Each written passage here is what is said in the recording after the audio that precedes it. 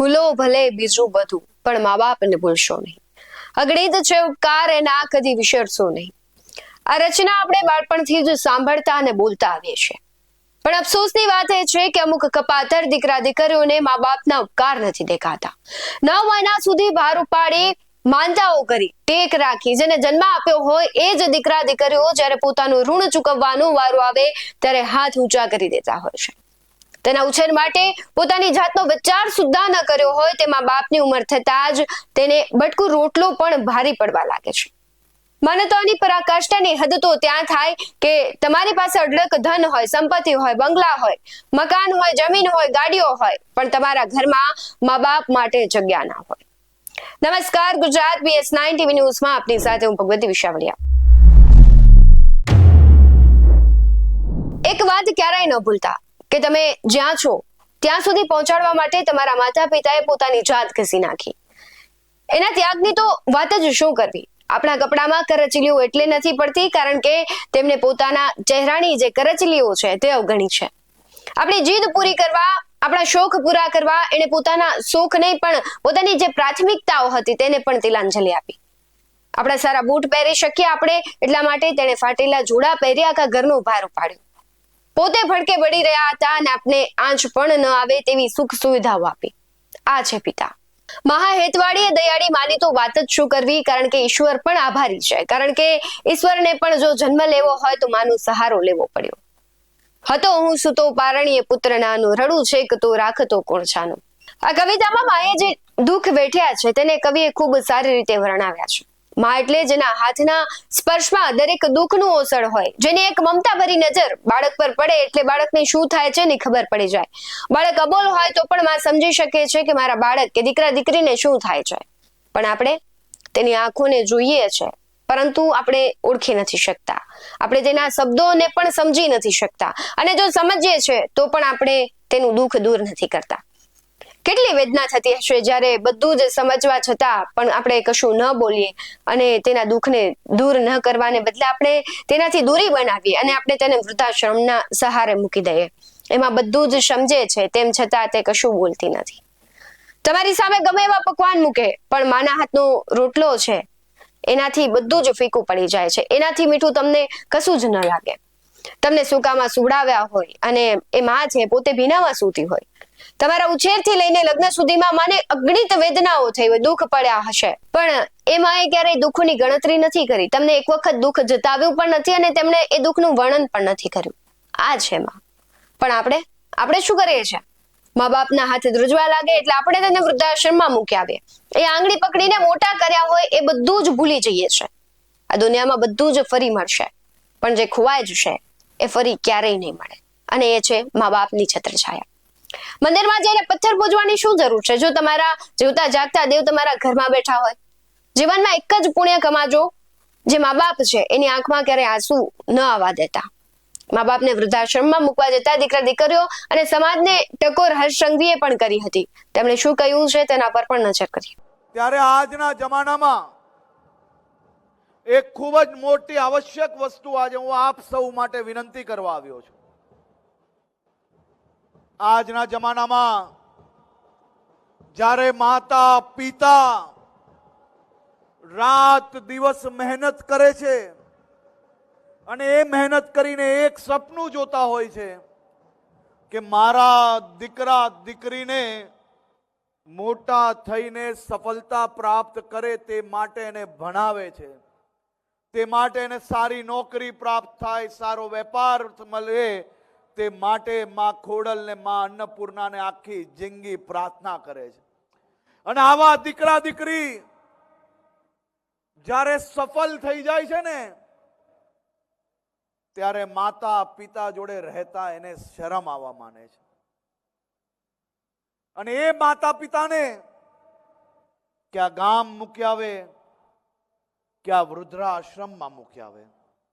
હું આજે મારા સૌ વડીલોને એક અરજ કરવા આવ્યો છું. હું અહીંયા બેઠેલા મારા સૌ સાથીઓને એક વિનંતી કરવા આવ્યો છું કે સમાજમાં વૃદ્ધાશ્રમોની જરૂર ના પડે. નવા વૃદ્ધાશ્રમ તમે ખોલો તે બદલ હું આપનો આભાર માનું છું. પરંતુ વૃદ્ધાશ્રમોને તાલા કઈ રીતે લાગે ને એ દિશામાં આપણે કામગીરી આગળ વધારવાની છે.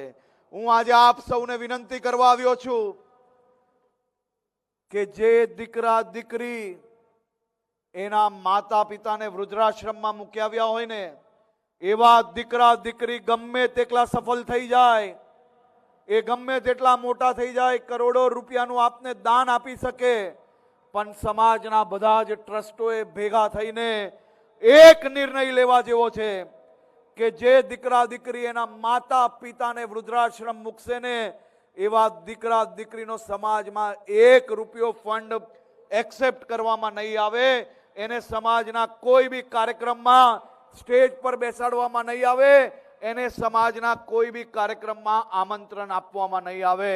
પછી જો કે કોઈ બી માતા પિતાને વૃદ્ધાશ્રમમાં મૂકવા જાય છે કે નથી જતા. આજના દીકરા દીકરીઓનું એવું કહેવું છે કે અમારી પાસે સમય નથી, અમને પ્રાઇવેસી જોઈએ છે, બાળકોના ભણતર માટે અમારે અલગ રહેવું પડે. પણ જરા વિચાર કરો, જ્યારે તમે બોલી પણ નહોતા શકતા ત્યારે તમારા મા બાપ પાસે તમારા માટે 24 કલાક સમય હતો. જ્યારે તમે આખી રાત રડતા ત્યારે એમની પ્રાઇવેસી ક્યાં હતી? યાદ રાખજો, સમયનું ચક્ર ફરે છે. આજે તમે જે દરવાજો તમારા મા બાપ માટે ખોલી રહ્યા છો, કાલે એ જ દરવાજે તમારા સંતાનો છે તમને ઉભા રાખશે. કારણ કે સંસ્કાર વારસામાં મળે છે, સંપત્તિમાં નહીં. દુનિયાના તમામ તીર્થો તમારા ઘરમાં જ છે. જો તમે તમારા મા બાપ તમારી પાસે હોય તો આ બધું જ તમને એક જ જગ્યાએ મળશે. બાકી તમે અલગ અલગ જગ્યાએ ભટકશો તો પણ તમને ભગવાન નહીં મળે. કોઈ તીર્થ છે ત્યાં તમને મોક્ષ નહીં મળે. જ્યાં જે દીકરા દીકરીઓ છે પોતાના મા બાપને છે કહેવાય છે કે હળદૂત કરે છે, એ દીકરા દીકરીઓથી ભગવાન પણ નારાજ થાય છે. અને ભગવાન મંદિરમાં મળે કે ન મળે, પણ જો તમારા મા બાપ છે તેના આશીર્વાદ તમારી સાથે હોય તો દુનિયાની કોઈ તાકાત તમને હરાવી ન શકે. વૃદ્ધાશ્રમની સંખ્યા વધવી એ આપણો વિકાસ નથી, પણ આપણા સંસ્કારોનું પતન થઈ રહ્યું છે. આજે જાઓ તમારા મા બાપને ગળે લગાડો, કારણ કે કદાચ એમને તમારી પાસે બીજું કંઈ નહીં પણ માત્ર થોડો સમય જોતો હશે. આપણે જે કરી રહ્યા છે એનો કદાચ અફસોસ આપને ત્યારે થશે જ્યારે આપણે એ ઉંમરે પહોંચીશું, અને પછી કશું જ નહીં હોય. આપણે જે બાળકો છે એને જોયું હશે કે આપણે આપણા મા બાપને વૃદ્ધાશ્રમમાં મૂકવા ગયા હતા, એટલે એ પણ એ જ શીખશે અને આપણે પણ ત્યાં જ જવાનો વારો આવશે. એ મા બાપની કહેવાય છે કે ત્યાગ ભાવનાને આપણે કેમ ભૂલી જઈએ કે આપણે રડવા નથી દીધા. પોતે ભલે એકલા ખૂણામાં રડ્યા હોય, પોતે ભૂખ્યા રહ્યા હોય, પણ આપને જરા પણ આંચ આવવા નથી દીધી. પણ આજનો જે કળિયુગી બાળક છે, દીકરા દીકરીઓ છે, આ બધું જ ભૂલી જાય છે. પોતાના સ્વાર્થ ખાતર મા બાપને જે તરછોડે છે. એ મા બાપ છે જેણે ક્યારેય પોતાનો સ્વાર્થ નથી જોયો, ક્યારે તેમણે મોજ શોખ નથી પૂરા કર્યા, પણ આપને બધું જ કરાવડાવ્યું છે. એટલે આ કરુણતાને અને એક માનવતાની દયા દાખવીને જે વૃદ્ધાશ્રમો છે, જે અઢળક જેની પાસે સંપત્તિ છે, તેણે જે મા બાપને ત્યાં તરછોડ્યા છે, ત્યાં મૂક્યા છે, બધાને હાથ જોડીને વિનંતી છે કે મા બાપને ફરી ઘરે લાવો. ન માત્ર દીકરાઓ આના માટે જવાબદાર છે, કારણ કે દીકરીઓ પણ જવાબદાર છે. કોઈની પુત્રવધુ થઈને ગયેલી હોય, પોતાના મા બાપ જેટલા વાલા હોય એટલા જ તેમને વાલ આપવાનો હોય છે. આ તમને જે પોતાના મા બાપ છે તેમણે જન્મ આપ્યો હોય, અને જે સામેવાળા છે એટલે કે સાસુ સસરા છે તેણે પોતાનો દીકરો આપ્યો છે, પોતાની ધન સંપત્તિ આપી છે, ને એનાથી વધારે કે જે તમે એ પણ મા બાપ જ છે ને. આપણા મા બાપ હોય તો કેમ આપને વાલા હોય.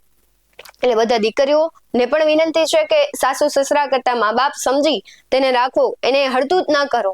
કારણ કે એ સમય આપણો પણ આવશે કે જ્યારે આપણા પુત્ર વધુ કે આપણા પુત્ર આપને મૂકવા જશે ત્યારે કેવું થશે. એક વખત એ વિચાર કરજો, એટલે તમને અંદરથી ભાવ જાગશે કે આ પરિસ્થિતિનું નિર્માણ ન થવું જોઈએ. અને જે વૃદ્ધાશ્રમો ખુલ્યા છે એ ભલે કોઈનો સહારો થતો હોય, પણ એક વસ્તુ એ છે કે બધા જ બંધ થવા જોઈએ ને. દીકરા દીકરીઓ છે પોતાના મા બાપને પોતાની સાથે રાખવા જોઈએ, કારણ કે મા બાપથી મોટું આ દુનિયામાં કંઈ નથી. તમારે શું કહેવું છે કમેન્ટ બોક્સમાં જરૂરથી જણાવજો. બાકી આવા જ વધુ અહેવાલો સાથે ફરી મળતા રહીશું. તમે મારી યુટ્યુબ ચેનલને સબસ્ક્રાઇબ કરવાનું, અમને ફેસબુક અને ઇન્સ્ટાગ્રામ પર ફોલો કરવાનું ભૂલશો નહીં. બાકી અમને અપડેટ્સ મેળવવા માટે આપ જોતા રહો BS9 TV ન્યૂઝ. નમસ્કાર.